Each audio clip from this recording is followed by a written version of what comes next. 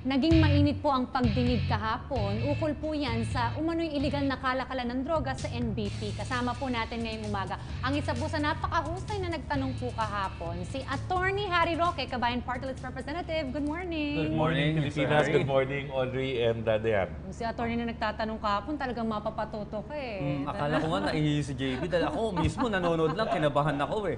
Sir, nasan na po ba tayo pagdating dito sa investigasyon ng illegal trade ng illegal na droga sa New Bilibid Prison? Well, kahapon yung huling pag-meeting, pag-hearing ng komite, tingin ko malinaw na talagang nagkakaroon pa rin ng kalakal sa pinagbabawal na droga sa Bilibid.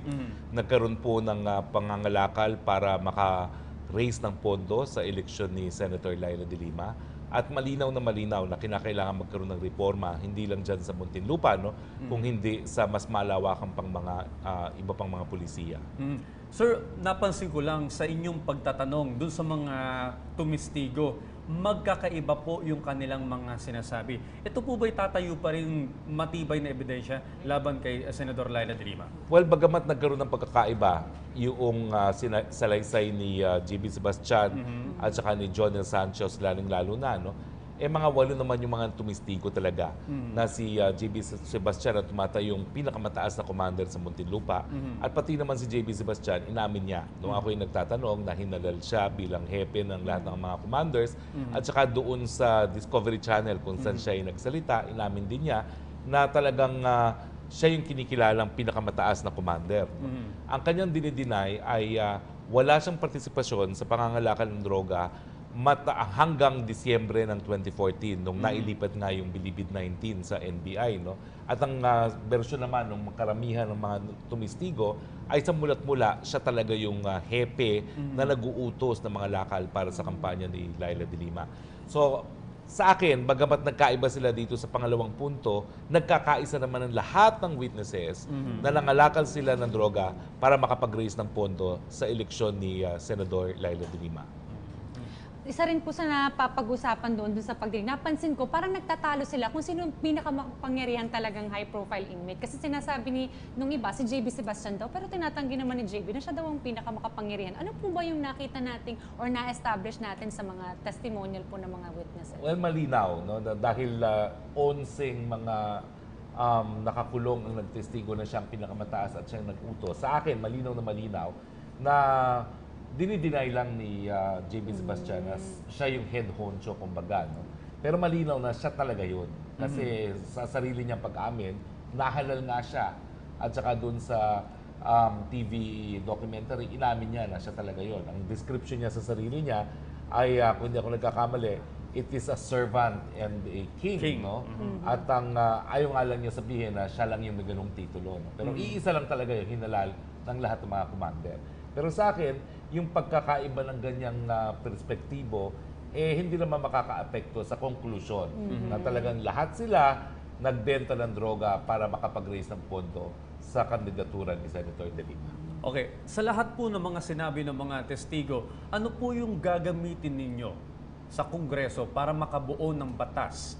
Ano po yung mga nasabi nila para makabuo po kayo ng batas para hindi na maulit yung transaksyon ng illegal na droga sa New Bilibid Prison? Well, malinaw na kinakailangan hindi magpatuloy ang mga nangyayari sa Muntinlupa.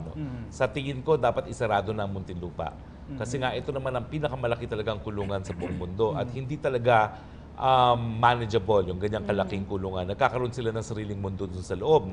Hindi naman ito kakaiba sa nangyayari sa ibang mga preso, pero mantakin mo naman magkaroon ng Las Vegas, at saka maging drug capital yung Muntinlupa, may pa-concert pa, nakakakilabot, kasi parang they're all making a mockery out of the entire justice system. Nakakulong sila dyan dahil sila yung dapat parusahan. Pero napansin nyo, walang drug lord na gustong umalis ng Muntinlupa. Sa kanila, kapag sila pinaalis sa Muntinlupa, ito'y pinapatapon ka, at sila yung nagbabayad para makabalik muli sa Muntinlupa. So parang, wow, parang fantasy land at paradise pa sa kanila itong Muntinlupa. So sa akin, ang aking susuportahan, unang-una, siguro dapat gawin nating regional na itong mga kulungan. Anang sa ganun, hindi sila masyadong maging malaki. Pangalawa, yung philosophy kung bakit ba sila kinukulong. No? Hindi na dapat pagbayaran ng utang nila sa lipunan, kundi dapat tulungan magbago, yung tinatawag na restorative justice. No? Diyan lang talaga magkakaroon ng pagkakataon, magkaroon ng bagong buhay itong mga kriminal na ito. No? Pero nakita natin sa Muntinlupa, gaya ni JB Sebastian, napakabata niya pumasok dyan. Siya pa ngayon ang naging parang chief ng lahat ng mga mafioso dyan sa loob ng Muntinlupa. Pero bukod pa dyan, kinakailangan magkaroon tayo ng reforma sa ating campaign financing. Hindi naman tama na sa isang demokrasya, hahayaan natin na yung kandidato na lang ang magkakalap ng pondo para sa kanyang kandidatura. No? Sa iba't ibang bansa, ginagawa nila, nagbibigay sila ng subsidy dahil alam nila na para mabuhay ang demokrasya, kinakailangan yung taong bayan din ang gumagastos doon sa halalan. At pinag-aaralan ko na yung mga model nila sa Scandinavia kung saan nagbibigay nga sila ng financing sa mga kandidato. Kung hindi natin tutulungan mangalap ng pondo ang mga kandidato para national post, hindi matitigil itong paggamit ng maduming pera. No? Pangatlo, ang hindi ko maintindihan, bilyon-bilyones na transaksyon ang nangyari rito pero walang nangyari, no? Meron tayong anti-money laundering law pero hindi na imbestigahan ng AMLAC itong mga suspicious accounts nito. Ang tanong ko, bakit? Dapat yan, dahil bilyon-bilyon na pumasok dyan, may nagawa ng paraan para matigil maaga pa lang. No? So kinakailangan din natin repasuhin yung batas mismo, tingnan natin ano yung mga loopholes na yan, no? At tingnan din natin kung talagang kinakailangan bumuo ng mas professionalized na anti-money laundering board. Kasi ngayon, meron lang isang executive director, pero yung board mismo ay ang Central Bank Governor, ang SEC head, at saka yung Insurance Commission na head. No? Pero sa aking paningin, kinakailangan talaga magkaroon na ng specialized body. Kasi hanggang wala kang specialization dito sa larangan ng anti-money laundering, patuloy na magdedeposito itong mga kriminal sa mga bank accounts. No?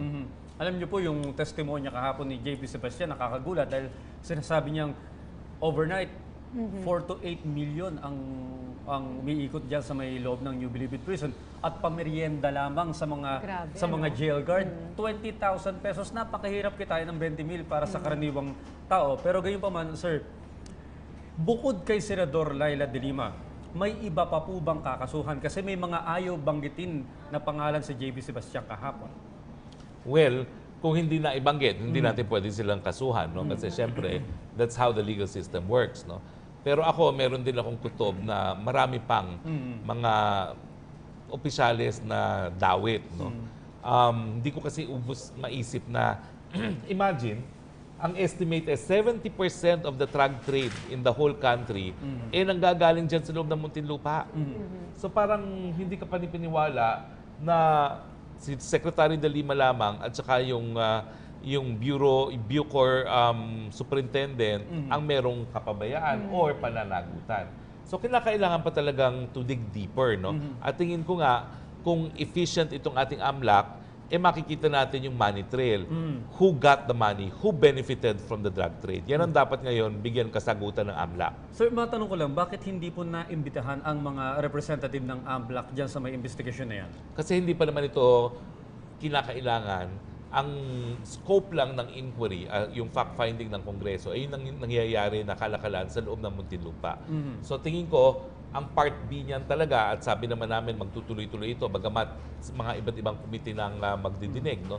Siguro yung Committee on Banks and Finance, kinakailangan talagang pag-aralan. Paano nangyari na bilyon-bilyon ng kalakal na-deposito sa ating banking system? Hindi dapat magpatuloy ito. Kasi nga, the one very good way na para itigil itong mga criminal acts na ito, kung hindi mo sila papayagang magbenepisyo doon sa kanilang mga ginagawang mga kriminal. Kung lahat ng kongresista ay may political will na ganyan at malaman talaga ang katotohanan na ito, palagay ko matatapos na rin ito in the next few years. Attorney, siguro last na lang pahabol ko lang tungkol sa kay JB Sebastian, will be under the Witness Protection Program po ba? Hindi ako sigurado. Kasi ang batas na bumuo sa Witness Protection Program, sinasabi na yung mga tumitestigo sa Kongreso pwedeng makapasok sa Witness Protection Program. Pero kinakailangan ng rekomendasyon ng Department of Justice. Pero dahil nga si Secretary Aguirre naniniwala, at ako naman ay naniniwala kay Secretary Aguirre, no, na meron pang tinatago si JB Sebastian, hindi niya binigyan ng rekomendasyon na siya ay makapasok sa WPP, hindi gaya ng mga kaso ng ibang mga tumestigo na talaga namang rinecommend niya. So ang meron lang si JB Sebastian, testimonial immunity. Hindi siya po pwedeng mapanagot doon sa mga sinabi niya, pero tingin ko, hindi pa rin siya makakapasok sa Witness Protection Program. Alright. Maraming salamat, sir, sa lahat ng impormasyon na ibinahagi niyo sa amin. Sana nga, yung tatlong binanggit niyo na sana maging batas na para matigil na nga itong illegal na trade ng illegal na droga sa loob ng New Bilibid Prison. Ayan. Maraming salamat po, Attorney Harry Roque, Kabayan Party List. Kailangan ko po, Representative. magandang umaga, Dayan and Audrey.